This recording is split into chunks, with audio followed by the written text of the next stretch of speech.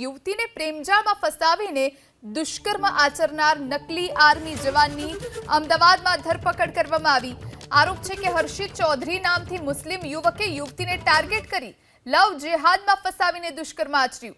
સાથે જ આર્મી જવાન બનીને મોહમ્મદ જહેબાઝે અનેક યુવતીઓને ટાર્ગેટ કરી જમાલપુરમાં રહેતા આરોપીએ ભારતની જુદી જુદી યુવતીને પ્રેમજાળમાં ફસાવી હોવાની જાણકારી પ્રાપ્ત થઈ રહી છે। અલીગઢની આર્મી ઓફિસરની દીકરીને પ્રેમજાળમાં ફસાવતા સમગ્ર મામલો બહાર આવ્યો।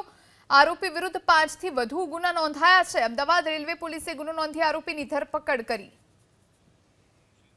આ વિશે વધુ જાણકારી માટે સંવાદદાતા કુશાંગ સોની ફોન લાઈન પર। કુશાંગ, નકલી આર્મી જવાન બની પ્રેમજાળમાં યુવતીઓને ફસાવતો દુષ્કર્મ આચર્યાનો આરોપ લાગ્યો છે। શું વધુ જાણકારી?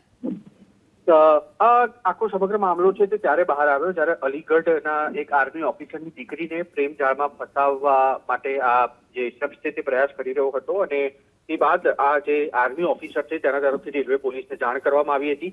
શરૂઆતના તબક્કામાં આ જે વ્યક્તિ છે તેનું નામ હર્ષિત ચૌધરી હોવાનું સામે આવ્યું હતું, પરંતુ રેલવે પોલીસે ઊંડાણમાં તપાસ કરતા આ જે ઇસમ છે તે જમાલપુરમાં રહેતા હતા અને તેનું નામ મોહમ્મદ જહેબાઝ ખાન હોવાનું સામે આવ્યું હતું। આ વ્યક્તિના સામે અલગ અલગ 5 થી વધુ ગુના નોંધાયેલા છે।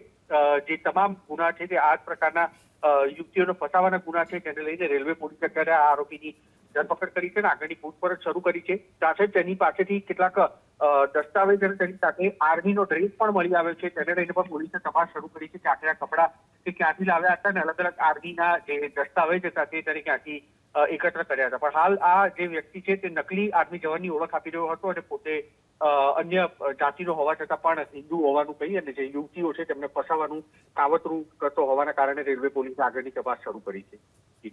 જી આભાર કુશાંગ માહિતી આપવા માટે।